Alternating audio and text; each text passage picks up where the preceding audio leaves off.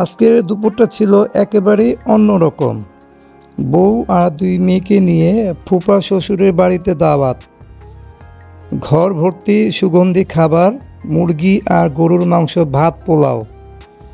খাবার শেষ করে আমরা ঠিক করলাম বাইরে যাই, গাছের ছায়া বসি আর একটু গল্প করি। প্রখর রোদ, হালকা বাতাস আর পাখির কাকলি সব মিলিয়ে একদম শান্ত লাগছিল। নতুন চাল না পুরান? ব্যাস ব্যাস ব্যাস। গরু নাই? গরু দেখি, মুরগি ভালো আছেন না? জি, আচ্ছা আচ্ছা,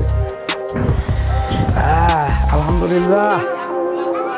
এই যে মুরগির রান, একটু ভাত নষ্ট করলাম, সালাদটা নিলাম না। আর এগুলো হলো সব চর্বি, গরুর মাংসের চর্বি।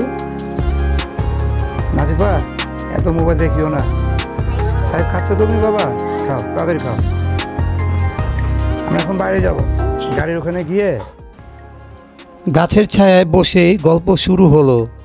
দুই মেয়ে হাসি নিয়ে স্কুলের মজার ঘটনা শোনাচ্ছে, কখনো আবার একে অপরের ছোট ছোট ভুল ধরে হেসে ফেলে।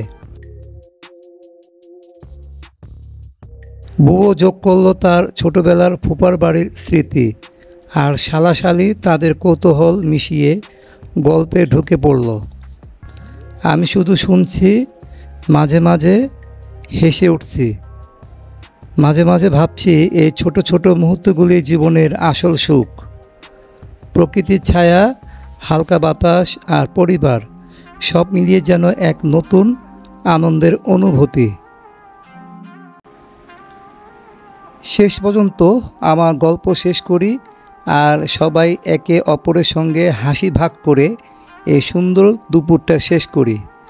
গাছের ছায়া, হাওয়া, মিষ্টি গল্প আর পরিবার, এই মুহূর্তগুলি জীবনের ছোট্ট ধন। প্রকৃতির মাঝে পরিবারের সঙ্গে হাসি আর গল্পে ভরা এই দুপুর, এই ভিডিওর ভিজুয়াল ও মেমোরি একসাথে মনে থাকবে চিরকাল।